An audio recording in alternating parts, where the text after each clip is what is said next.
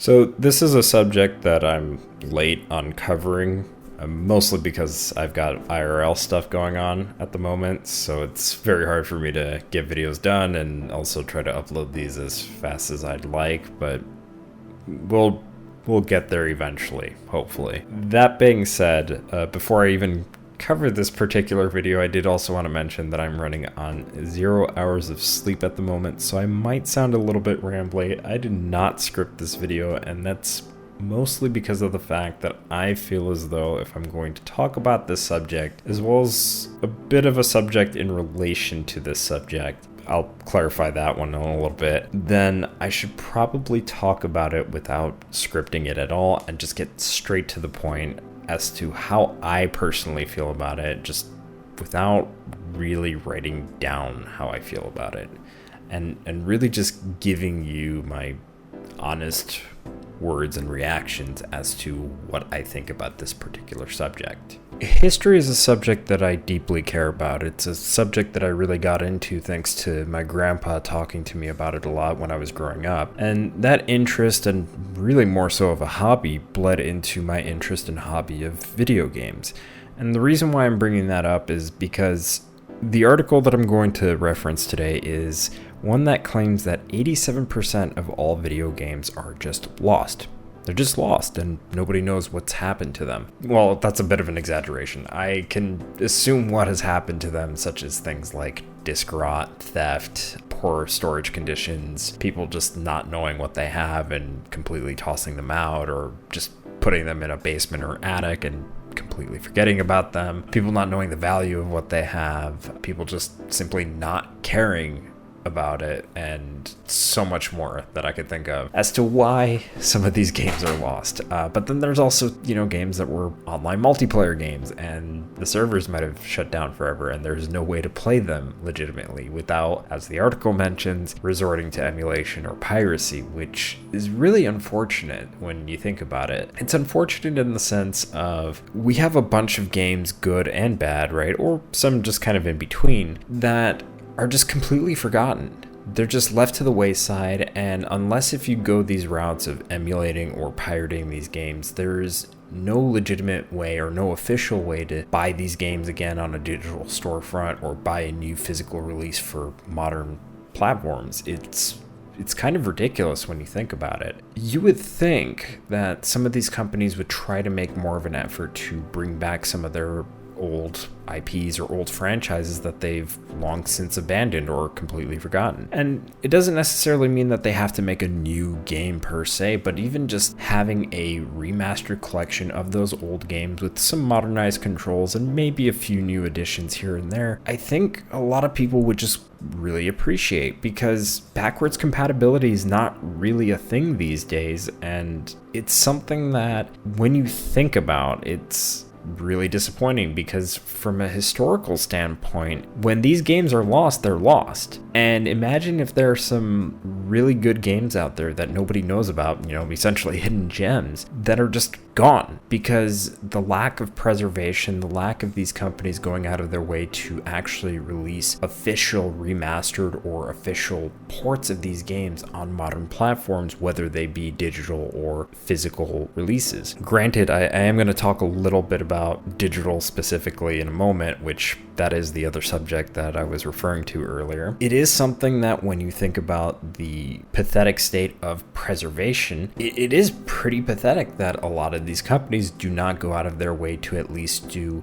digital releases of some old games just to give people the opportunity to play these games. It's not just about, let's just release these old games for the sake of nostalgia or for the sake of the few people that might actually want to play these games. It's also at least the way that I see it, the possibility of, here's some old games, we released these, and this might inspire the next generation of developers. This could at least show people that, hey, there's some really good ideas in some of these older games that we could really implement or reiterate or improve upon in a newer game. And thinking about that, the fact that that's not something that developers, or rather publishers, are thinking about in terms of like, how do we preserve these games and how do we make sure that these games are available on modern platforms for years to come, or for platforms that are rather easier to get into compared to some of these older platforms that are, essentially are dying at this point, especially given the hardware being so old. It's not just about the fact that there's going to be a whole generation of potential future developers that might not be able to get inspired by these old games unless if they go the route of piracy and emulation, but it's also just the fact that for some of these games, they are considered classics. They're absolutely beloved by many people, and the fact that there is no way to play them legitimately on modern consoles and modern hardware without resorting to piracy and emulation is also another big issue, because when push comes to shove, and when the few times that some of these classics do get remasters, and some people go out of their way to say, oh, well, you should just go and emulate it, or you should just pirate it, because we shouldn't have to pay for another re-release of a game that we've already paid for back on the PlayStation 2, or on the PlayStation 1, or on the original Xbox, or on the GameCube, or on N64, or whatever console that you can think of, right? There's a problem with that mindset in the sense that for those people that want to see those franchises thrive, and for them to return, and for those companies to actually do something with those franchises and those games, the only way to see that happen is if you support those re-releases. And it's not so much the fact that I despise emulation. In fact, I emulate myself. I know a bunch of people that emulate, but it is a caveat with emulation that people have to take into consideration, that when you do so, you're not supporting an official re-release unless if you actually go out of your way to purchase said re-release that might be a better version of that game. Because truth be told, right, there are a few instances where there are re-releases and remasters that aren't good, and those are the ones that are the few outliers that, yes, absolutely, I would understand why people would be calling those out. For instance, the Silent Hill HD collection, which is absolutely abysmal. It is a terrible HD collection, and the fact that Konami has never done a proper re-release of Silent Hill 2 or 3 on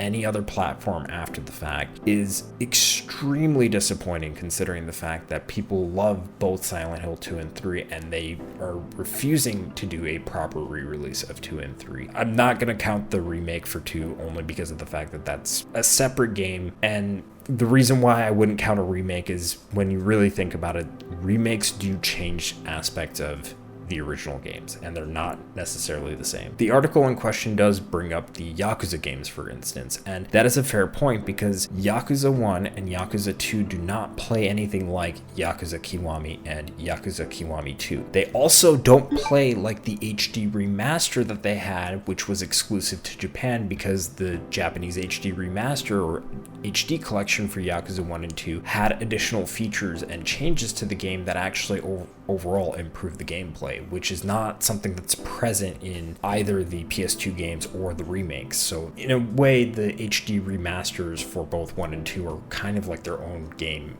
in a sense. Hey, now, before I actually let this video continue, there is one other thing that I forgot to bring up, and that is the fact that there are certain games that don't get localized, and some of those games get locked behind certain regions because they are essentially stuck on certain platforms, certain regions, especially if they are region locked specific games. And it's unfortunate. Like, some of the Yakuza games, or Like a Dragon games, were locked to just being on the Japanese market. You could technically import them and play them on your PS3, no doubt, and that wasn't necessarily an issue. There was also the PSP games, but the fact that you had to import them and not have any sort of guide, I mean, granted, there are guides now out there, but, you know, if you imported them at the time and there was no English guide and you have absolutely no experience with speaking or reading Japanese, well, there's a game that's, or there are games out there, right, that you're not going to be able to play because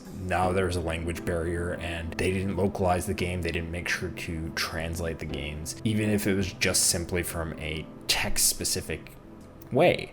So localization is another reason why I think preservation is actually pretty bad, because of the fact that without certain games being localized, it means that there is a even more finite amount of those games, or copies of those games in particular, and it makes it more difficult to actually preserve those games, because if they don't have another region that they released in where they might have all the languages available or multiple popular languages available on that disc or even digital version, then that actually hurts preservation, in my opinion. Anyway, I'll let you all continue watching from where we left off, which is again another reason why I would say when a remaster is done right, or when the signs show that, okay, well, for the most part, this remaster looks like it's going to be promising, that's when I would say this is why we should be supporting these games, because, or these re-releases and these remasters, because it shows these companies that, okay, well, there's more that we can do with these. And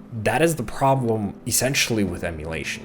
While it is to a technicality a way to preserve these games where these companies refuse to do so, it is that double-edged sword, so to speak. On the one hand, it is absolutely amazing for the fact that at least the fans who care about these games will go out of their way to try to make sure that these games are playable on modern platforms or on modern PCs, for instance.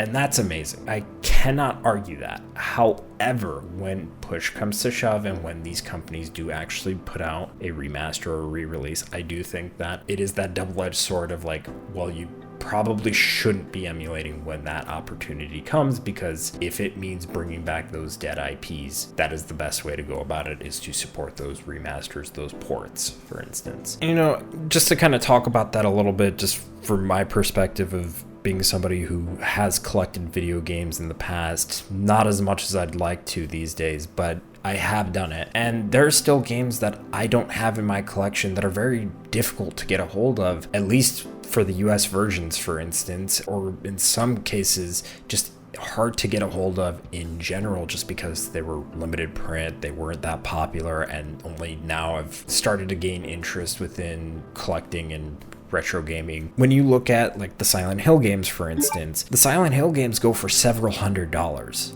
loose in some cases, for just a disc. And you know, at the moment, considering the fact that there is no suitable re-release of any of the Silent Hill games at the moment, I can't necessarily blame people for wanting to emulate. Another game that I'm very interested in but is very difficult to get a hold of, Kodelka. Kodelka is a game that I have actually emulated on my PSP. I have been playing it as of the last couple of months, and I've been enjoying the hell out of that game. Unfortunately, there is no official re-release for it, and considering that there is no official re-release for it, if I try to buy a physical US copy of the game, just a single disc can cost almost $200 in some cases. And like that's absolutely outrageous. And in that regard, yes, I would absolutely agree that, you know, emulating or pirating said game makes sense, because it is physically difficult or impossible to get a game like that because of the barrier to pay for said game. And I don't think anybody's willing to pay, you know, $200 to $600 to $800 or plus for an old game that they honestly ought to have the right to play in an experience for the first time and see if they might end up enjoying it and like something new that they didn't otherwise try that isn't necessarily new, right? Again, it's not to say that emulation is bad, because emulation does wonders for preservation. It is, however, a thing to bring up as far as when these companies do give us the opportunity to try to support these re-releases and actually show that, okay, well, here's a new release of an old game. There's a better way to preserve it now because it is available digitally and it's also available physically, or might have a limited physical re-release, like in the case of the Castlevania collections that have been coming out, or the upcoming Clock Tower re-release, for instance. Then stuff like that makes sense to me, to be like, okay, well, like, let's buy these, right? Because now we have a way to preserve these games on modern platforms. When we don't have that option, and your only option is either pay hundreds of dollars, if not thousands of dollars in some cases, please don't pay any of these scalpers thousands of dollars for an old game that should be available to everybody. Just don't do it. But when you get into situations like that, I can't necessarily say that I blame people for wanting to emulate and go the route of emulation or piracy to experience these games. And in that regard, I understand. So with that in mind, right, I blame the companies, really, the publishers, the IP holders for these franchises and these games, because the ball is really in their court.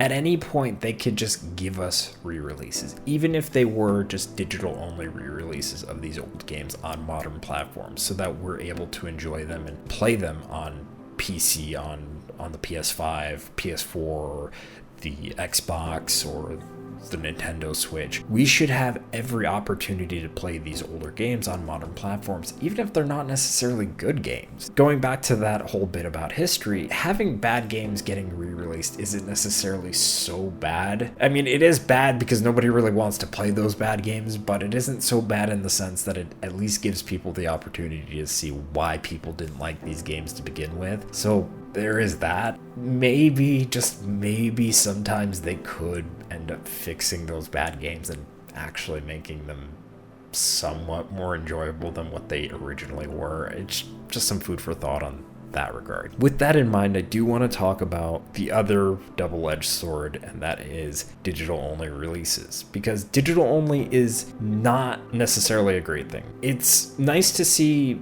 when a game gets re-released that there is some way to buy the game. And it's understandable when indie developers have to go a digital-only release due to financial reasons. But it's not so great when you also have to take into consideration that some of these companies, mostly the first-party AAA companies like Sony and Microsoft, are really trying to push for digital-only.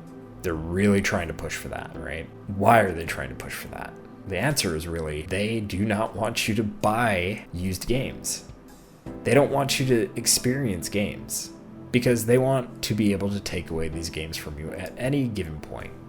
They'll put it up on the storefront, and when the time comes, when they feel like it's time to shut down the service, when it's time to shut down the PlayStation Store on that particular platform, or the Microsoft Xbox Live Store, right? That they can take away those games from you at any point because your only option was to download them. I don't necessarily have an issue with digital-only releases on PC because, at least from the PC side of things, that community is able to make archives of digital-only releases. So at least for the PC community, it's not an issue. But for consoles, why I see that as an issue is because when there is a digital-only release, and it's for new games in particular, right? Because we also have to think about, okay, well, if old games are getting impacted by being lost, just completely lost due to a number of different reasons, right?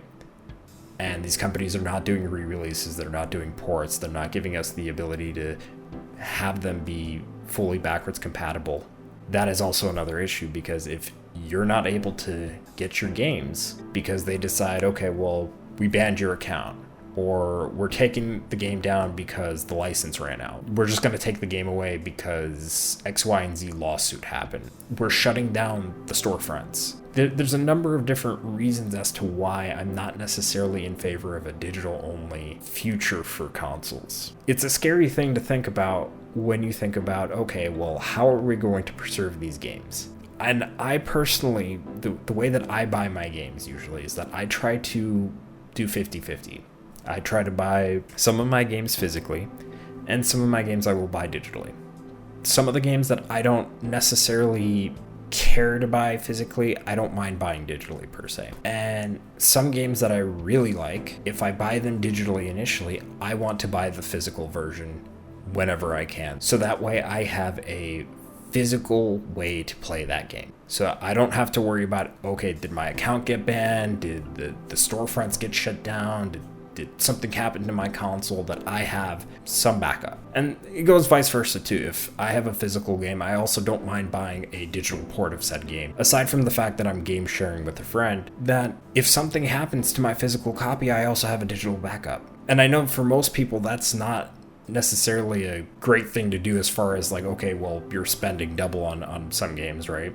If you are buying them day one or at the same time, right? Which is generally what I don't do, depending on the game, of course, and depending on how much the game is. In another sense too, when there's sales, or maybe if you couldn't afford to get a physical copy at the time because it was too expensive or whatever the case may be, and the digital copy is just dirt cheap, and you'll plan on getting a physical release later down the line if you end up really liking the game. Like, I don't necessarily see an issue with that. And it is just something that, again, I think about a lot. It scares me a lot, really, because when I see games like Alan Wake 2 or Like a Dragon Gaiden, both games that look absolutely interesting and I would absolutely pay for. Like, I don't have an issue with buying them. I just don't like the fact that they are digital only. And I'm very conflicted about supporting some of these games. Like Alan Wake 2 more so because it's a Western developed game. And Western developers seem to like to push these really bad business practices more so than Japanese companies and Japanese developers. Not to say that Japanese developers and companies have never done that before. It's definitely happened. But in this particular instance, when there's something like this happening where they're like, oh, okay, well, like, we're not doing a physical release because we just didn't want to do one. That was their excuse for Alan Wake 2. The text is right there here on screen where you could read that. They literally just said they didn't want to do it. It's stuff like that that's worrying, because when they say they don't want to do one, it usually means that, okay, well, we don't want to do one because we want to make sure that you're always going to pay full price unless if there's a storefront sale for the digital platforms that it's available on. If we even put the game on sale, because sometimes those games don't really go on sale or the sales aren't that significant. Or you could be like Nintendo and just almost never have sales on your platform. And that's not necessarily a great thing. Whereas a physical release, right, at least you have the opportunity of, oh, okay, well, somebody might have not liked the game or they decided to trade it in after beating it because maybe they're not really into game collecting, right? So it gives you the opportunity to buy that game at half price or like 40% off because it's a used copy, right? That's one issue as to why digital only is not necessarily a great thing. But it's also just the fact that, like, at any point, as mentioned before, they could just be like, well, the license ran out. We can't really do anything because we don't hold the rights to the game anymore, so we just gotta pull it from the storefront. If you have it, you still have it, but for everybody else, you can go fuck yourself. It's not an ideal situation, and then on top of the fact that you also need an online connection just to install said game. So you won't even be able to play it unless if you have an online connection. And just speaking from personal experience, because I'm running off of mobile data at the moment, it's not great. Like, I don't like having to sit for 60 plus hours hoping that Final Fantasy 16 will install. That's why I prefer having a physical disc, because I know that the install is just going to be much faster. And also I don't have to worry about having an internet connection just to install the game, because the installation will just come right off of the disc. It's ridiculous, and I don't think that an all digital future is going to be great. But I do think it's going to get worse before it gets better. I really do think that. I think that we will see more AAA publishers and developers trying to push for a digital only release. And yeah, there might be some backlash with how some of the fans might feel, but it's not going to be significant enough until it's really becoming a problem where they're going to increase the prices even more. Because $70 games, I'm not a fan of $70 games right now for base edition, when most game developers and most companies can't even prove that their game is even worth that amount based off of the content or just even how the game runs and performs. And to think that in the future, if we have digital only and they can dictate the prices at any point as well, that a game might be $80, $90, or $100 because that's what the developers and the publishers are dictating that the price should be. I'm sorry, I just don't see how digital is the way to go. And I feel sorry for any other country like my own, where I live in Poland currently, and if the currency rate is not in my favor, meaning that the dollar is worth more so than the Polish zloty, that means that I might have to pay upwards of $400 to maybe even $500 or 500 Polish zloty for a single game. And I just know that from other people's experiences who live in other countries such as Canada or Australia, where prices on games are not so affordable, that's not necessarily a great thing to hear, that, okay, well, digital only releases are also going to potentially increase the prices on games, which, they might not. I don't know, but I'm not going to give these companies the benefit of doubt, because I know that if we give them an inch, they will take a mile. They will absolutely try to go the worst way possible. They don't have our interests in mind. They don't care how much we spend as long as we keep spending. That's why I'm not necessarily for a digital only future or digital only releases, and why I also think it's not necessarily great for preservation either, because if accounts get banned, storefronts get shut down, you have no way to install these games, at least from the console end. On PC, it's, again, not necessarily an issue because that community is pretty good about archiving stuff, so at least there is ways to play older PC games. Do they run well all the time? I don't necessarily know. I'm not one to talk about that, so I'm going to leave that subject for somebody else who's more knowledgeable on that, but at least there is a way. Consoles, on the other hand, unless if, people find a way to crack the console and know exactly how to get all the games installed and stuff like that, which not saying necessarily isn't possible. It just, again, the fact that we have to go that route to make sure that we're going to be able to play games in the future because they may potentially go in an all digital future, not necessarily a great sign. We should always have options.